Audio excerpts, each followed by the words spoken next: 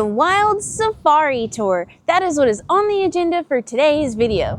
Hey CoreniaBug fans, hope y'all are fantastic today. I'm here in Cumberland, Ohio at the Wilds. Yep, it's a really cool conservation safari park. It seems a little big to be called a park, but anyway, they've got rhinos and giraffe and all sorts of really awesome animals that we're gonna get to see today on our wild side tour. And I'm gonna take you with me. Come on, let's go!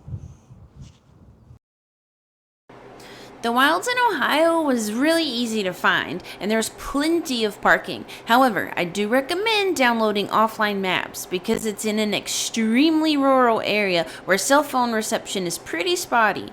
But I have to say they have amazing customer service. The parking attendant, tour guide, gift shop, all the staff was so friendly and welcoming. And we're off. Let's talk about the price. For 2 tickets and parking, including taxes and fees out the door, I paid $287. The Wild Side Tour is a more personal small group tour where you go off-road and get up close to the animals, and with the possibility that you might get to pet them if the animals choose to let you. The price does vary slightly depending on what day and time you go. They do have a cheaper big bus tour that accommodates larger groups, but it just sticks to the roads only. Also note that you cannot drive your own car through the safari park. You must purchase a ticket for a guided tour. Also known as greater one-horned rhinos. As their name suggests, they are native to India. They're also native to parts of Bhutan and Nepal. We have 6 of them total in this pasture, but we have 7 in total. So we have 6 of them, and then our male is back behind the scenes. Now, Indian rhinos, I always say they're kind of like the oddballs of the rhino species, in my opinion, just because they look so much different than what you're like typically used to seeing. Aww, how pretty! The Wilds Park spans over 10,000 acres, and it's the largest wildlife conservation reserve of its kind in North America. Before this land was transformed into the Wilds, the property was used for strip mining. The rolling pastures and 150 plus lakes are part of a massive ecological restoration effort that began in 1984 and finally opened to the public in 1994.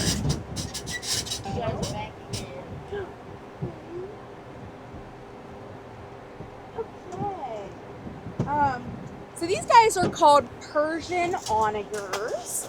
They are a wild donkey species native to Iran. Now, this is a very underrepresented species. So we bred them last spring.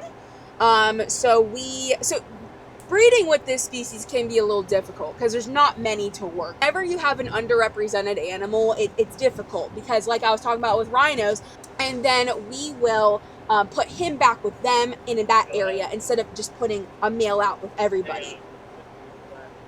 Because we care about who they breed with, that the male doesn't. So if we just put him out here with all 11, he doesn't care. He'll breed his mom, he'll breed his sister, he doesn't care. We do. So we do that. Sorry, I was checking. So we did that last spring. So there is a possibility that at least 5 of them could be pregnant. Now, we can't ever confirm anything. I mean, we can confirm now that they're, you can see it clearly, but you can never 100% confirm because you have to get a blood test and they don't let you do that. And so.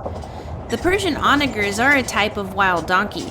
Do you know what you call a man with 2 donkeys? Biased. You get it? Biased. Why did the Persian onager apply for a job at the Wilds? Because he heard it was a stable position. So this is one of our Szechuan talking.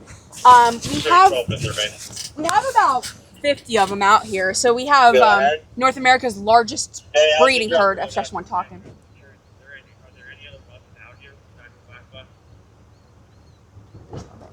50 of them out here. So we have North America's largest breeding herd of Szechuan talking.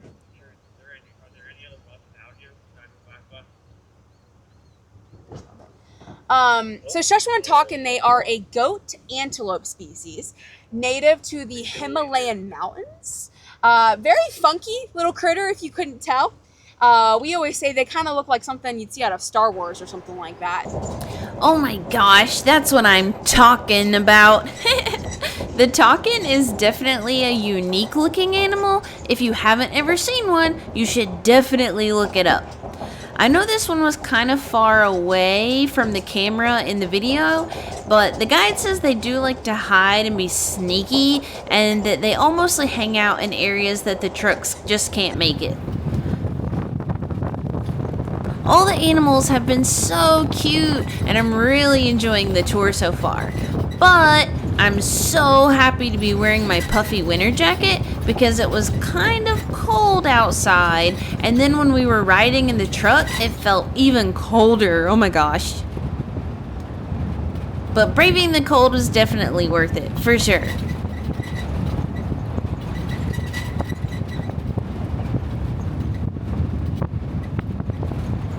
We're now arriving at the carnivore enclosure. There is also a bathroom and concession stand here if you need to potty or have a mid-tour snack. Hey guys, so we're about halfway through the tour and we're at the carnivore center where we're able to see the cheetahs and some of the other dog type animals, and they're so adorable. Take a look.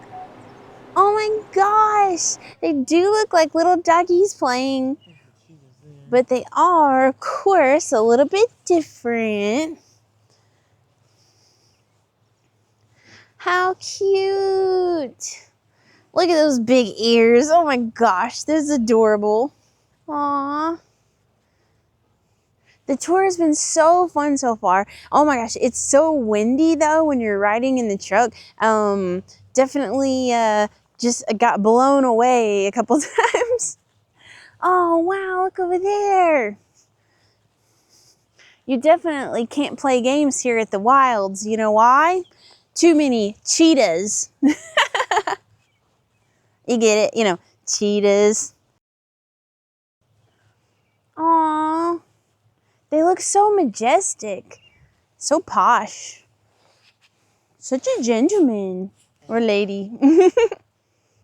Our tour guide's name is Faith, and she has been so amazing and she's so knowledgeable, giving us all kinds of insider information about the animals and how they breed them and how they interact with each other here in captivity, and just lots of really cool facts. I'll try to remember some of the facts so that I can share with you guys throughout the video. Yeah.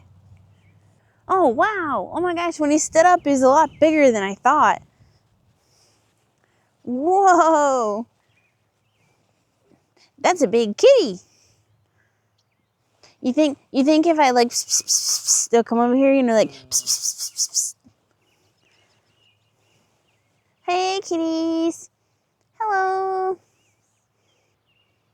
I see a sign down here. Let's go see if there's some information that we can read on this sign. Maybe it'll kind of let us know something about the animals. Let's take a look. Oh yeah. Okay, so the doggy types that we were looking at just earlier before the cheetahs are called African painted dog. Cool. Fun facts. They are intensely social animals. Packs can be as small as 2 or as large as 30. Wow, that'd be a big pack of 30. The strength of the pack is attributed to 3 unique aspects of behavior: strong bonds between pack members and leaders, the advanced methods of communication among the pack, and their cooperative hunting methods. So they got to work as a team. That's right. And did you know it is estimated that only 3,000 to 5,000 remain, when in the 1900s there was as many as 400,000. Oh my gosh, 1900s to now, 400,000 down to like 3,000. That's crazy. Aw. Oh man! And no two painted dogs have the same coat pattern. Each is unique to one animal. Oh my gosh, so every single one has a different pattern. That's super cool. Oh, cool. Here's another species. It's kind of hard to see, but you can see right up there in between the trees. This one's called a dole, like the juice. Fun facts. Doles are dogs. They're in the same classification as wolves, coyotes, jackals, and foxes, and in the same family. I don't know what that word is. Doles eat hoofed mammals that are the main prey of the dole. They feed on deer, wild pigs, buffalo, and wild goats.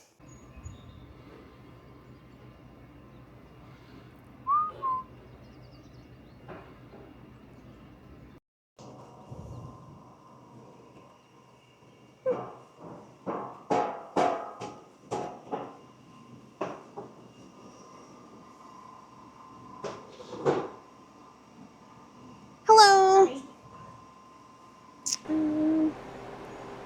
Let's see.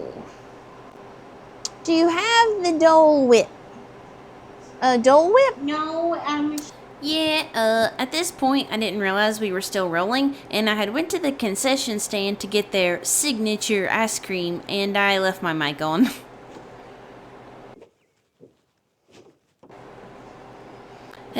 I didn't get any Dole Whip, in case you were wondering. The machine was broken. Dang, just like McDonald's. Overall, we were at the carnivore enclosure for about 20 minutes, and I feel like the video footage just doesn't do it justice. I could see the animals so much better in person. The Wilds is home to over 500 animals and represents 28 different species, most of which are rare or endangered. Our tour group was super chill. There were 5 of us in total, so it is a very personal, small group tour, as I said before. But the people you're with can definitely make or break your experience. But the people we were with were super cool. And one couple had actually been on the tour before, but they said that their experience has been different between the 2 different times, just based on which animals they were able to see a little bit more than others. Oh, wow.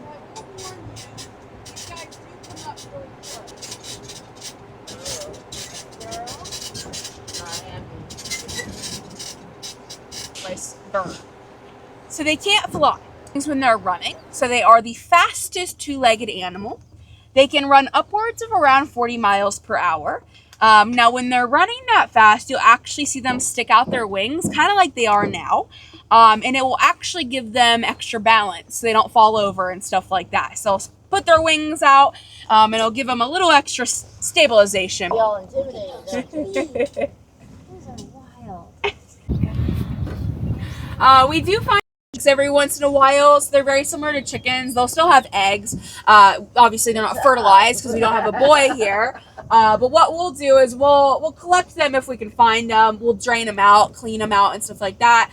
And then the empty shells we actually make available in our gift shop for purchase. And it goes back to their enrichment fund, whatever we profit from that. But it's something we do with them because, again, ostriches aren't endangered or anything like that. So that's something we can do with the shells. Obviously, if they were an endangered species, we would breed them and have a boy here. But other than that, they pretty much go to waste if we didn't use the shells or anything like that. Vegetating membrane. Yes, exactly. It helps with like dust. Since they are from like a drier area, it helps with like dust and sand and drier kind of climates too, for getting in their eyes.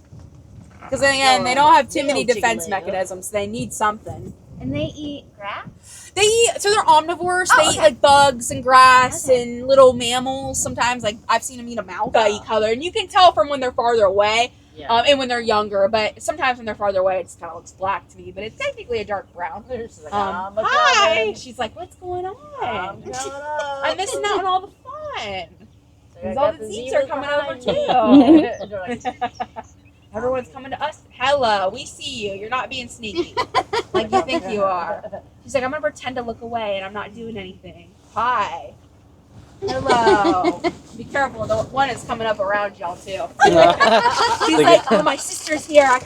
We can team up. They got a plan. They do. They do this every time. Tag team. Hey, girlies. Hello. Get braver in numbers, huh? But currently with zebra, we have 4 adult females, we have a male, and we have 2 foals out here. The 2 foals are the smaller ones. We had a boy and a girl last season. The male, he's all the way over there by himself. Well, you stop. I know. She does this all the time. She really likes shoelaces and stuff like that. And she always tries to get the bottom of your shoes when I'm sitting up here, because she tries to get like bugs. And you have like thick mud on the bottom of your boots and stuff. Quaint. So yeah, with Grumpy Zebra, they're mostly from parts of Kenya and Ethiopia. And there's estimated to be anywhere from like 2,500 to 3,000 or so left in the wild. The biggest thing that they face in the wild is unfortunately a lot of poaching. Because their pattern is so unique, it makes it very valuable, unfortunately. Other zebra species have like thicker stripes that are more random and not as like perfectly uniform as these guys are. So it makes them, again, a little bit more vulnerable. What are you doing? So they do these dust baths, we call them. Stop that. And they will roll in dust, and actually it's how they clean themselves off. It allows like a layer in between their fur and ticks and bugs and stuff like that. So you'll see them get dust baths. I know, she thinks she's so sneaky. She's like, I know it. I know this. But yeah, they'll give themselves the dust baths as like a cleaning sort of thing for them. Now, currently we are breeding them, so that's why we have the boy out here.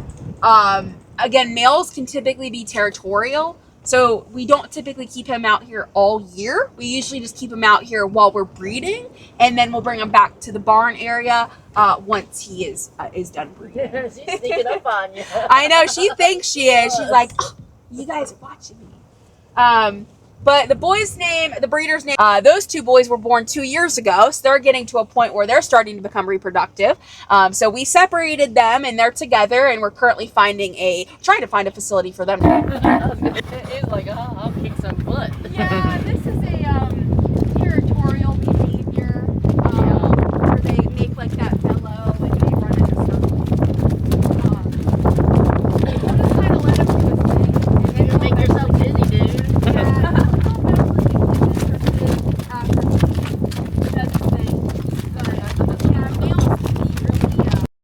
Territorial. Are you dizzy yet? Anna says, hey, get away from my girlfriend. You've been too close. Even the ostriches stay back and they're like, oh, we're just gonna sit over here and watch.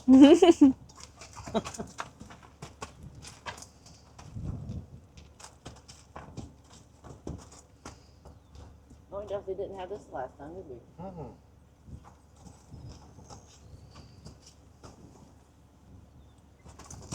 Got it.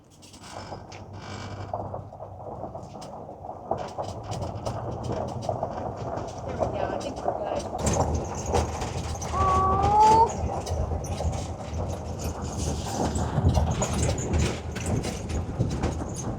There's some of the rhinos. Oh, they're so adorable.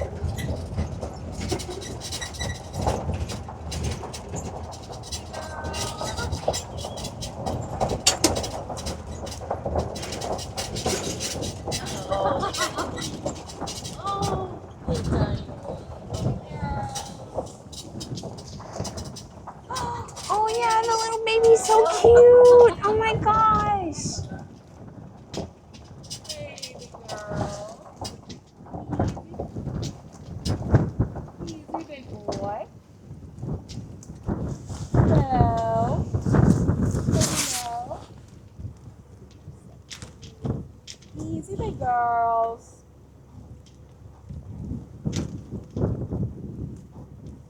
Hi, big boy. I'm gonna come up where this baby is. Just have a little snack, munching on some grass.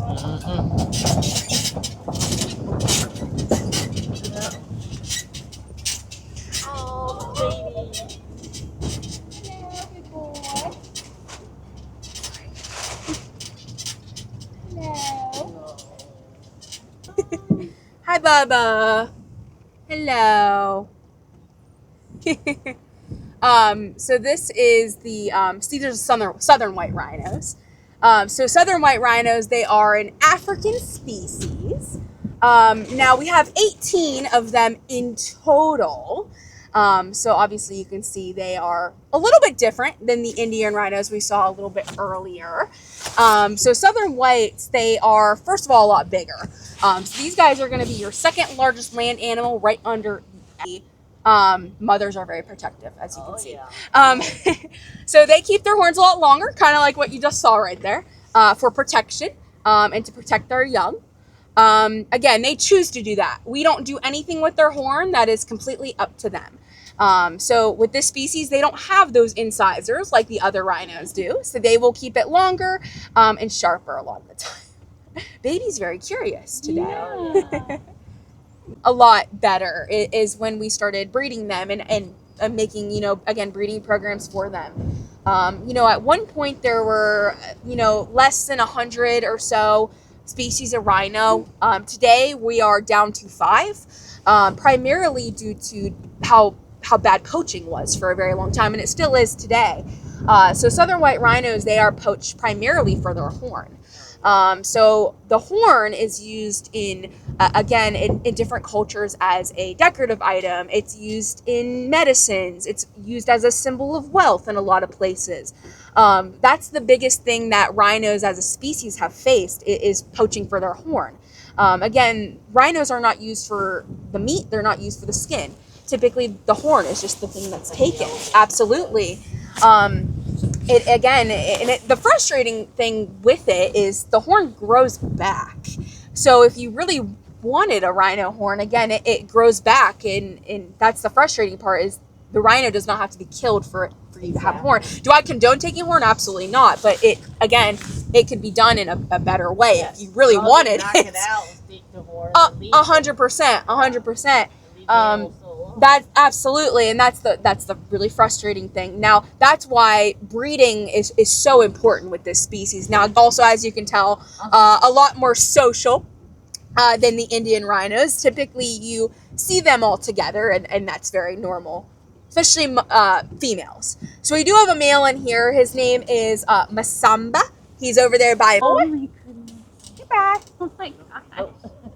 At all? Like, are Yes. Yeah, so with the they go cold? in for the winter time. Okay. So you'll see when we go down there to our rhino area, I'll point it out to you. They have a big barn that they go to. Usually we bring them in around Thanksgiving-ish. Okay. We try to keep them out as long as we can. Will you quit that? And then we put them out in like mid-April a lot of the time. They don't go in at night. They stay outside. So when they're out on pasture, oh my goodness. So when they're out on pasture, they're out all year, morning and night for 6 months. And then when they're, she's like, where's my baby at? Easy, big girl.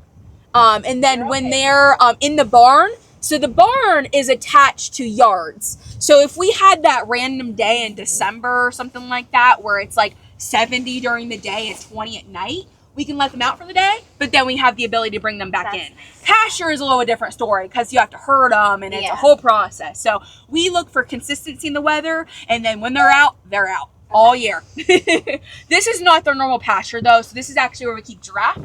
You can probably tell from that shelter right there. We're keeping them in this pasture for the time being until giraffe come out. Giraffe won't be out until mid-May due to weather. Yeah. And then when giraffe are out, we'll put them in their normal pasture, which is literally through that gate right there. Okay. We're have them in here right now just to give them a different area. So their pasture is about 200 acres, and last year they fully grazed it to the point where it looks like a golf course right now.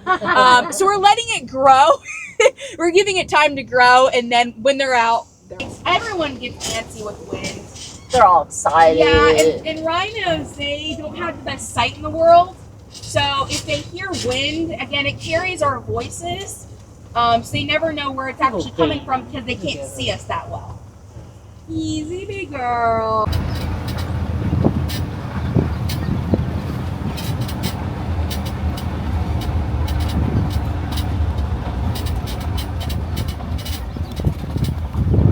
There, so that's why they We have mom, dad, and daughter in here. So dad is the one with the slouchy humps right now. His name is Brutus. Female is the other bigger one with the not floppy humps. Her name's Lolly. And then the daughter, she's all the way by the fence over there. Her name is Latte. Latte will be a year old on the 26th of this month. So she's almost a year. She was actually hand raised. So about 2 weeks or so after Lolly gave birth, we found that she had a pretty bad infection. Okay guys, we're in the rhino barn, so we're gonna get to see some rhinos up close and hopefully they'll let us interact with them. Let's see. This is Bernard. So Bernard is the daddy of those two that were that you saw out there. Down here is because he was dealing with some foot issues for a while.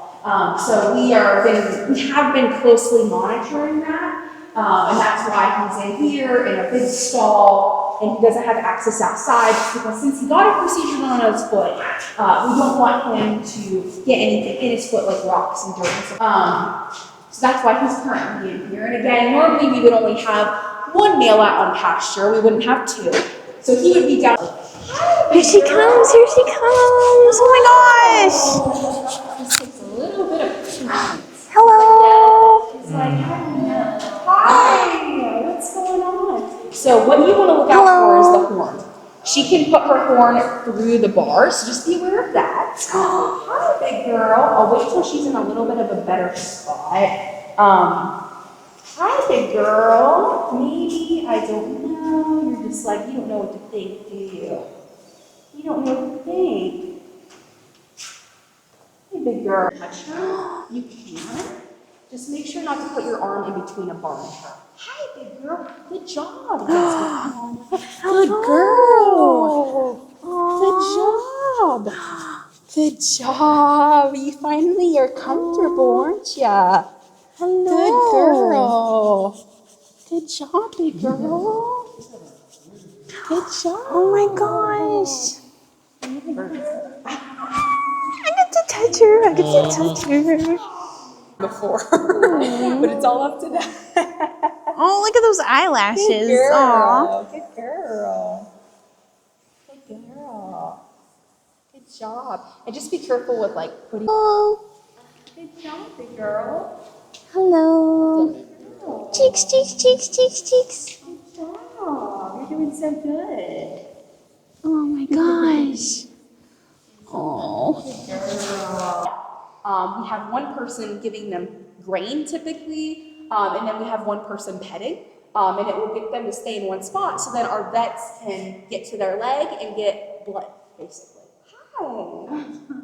Because at one point, one rhino coach in the country Oh, South back here? Africa, a death. Okay.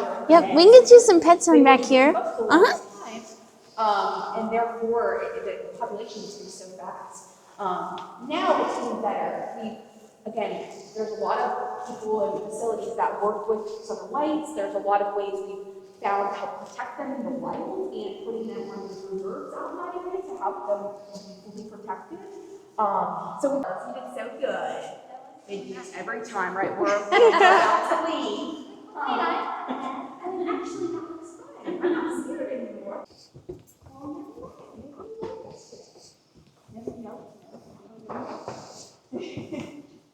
Yeah, he was kind of very interactive. Hi, Bubba. So, what I'll have you do, this is Tuffy. This is our amazing ambassador. So, he's really interactive with people. He was not trained to do this. This is just how he is, which is not normal for a giraffe. But what you'll do is you can feed him and touch him. You just have to make sure you're feeding him while you're touching him. So what you'll do is you just kind of feed him, touch him right up the nose like that, or you can, welcome. Good boy, Tuffy. Good boy. Good boy, bud. Such a good boy. It's okay, he's like that. But you can feed these girls if you want to. They just can't be touched like the other one can. Here you go. Yeah, Lulu, she's Wowee. Tuffy's like the petter though. Yeah, maybe she's gonna You're so cute, Tuffy. You're so cute and hello. I think Tuffy's still looking for more snacks. Lulu's kind of a hog, and Savannah too. It's like a good boy here. I'll pass this down a little bit. A little extra. Go. Yeah. He was born at the end of August, so he's not even a year old. Yep, that's him. Pretty. Yeah, he is our Hi. only retake. So he's been our only retake for a really long time. So we breed the Maasai. He's really reticulated. He's not a breeder or anything like that. We do breed them though. We currently don't have a male. And we're back. Wow, that was amazing. Oh my gosh, the tour was so fun. I can't believe that I got to pet a rhino. That was definitely so cool. And we got to feed and pet a giraffe. Oh, what a day. It was so amazing. And I have a new buggy friend that I'm gonna be taking home with me. I adopted a rhino. Oh, isn't the rhino so cute? Oh my gosh. Now, me and my rhino friend can keep hanging out forever and ever. But I'm so glad that you guys came along on this adventure at the Wilds in Ohio. And let me know in the comments, what is your favorite animal that we saw today? I can't wait to hear. But I'll see you in the next video. Make sure you like and subscribe so you don't miss any CoreniaBug fun in the future. Goodbye!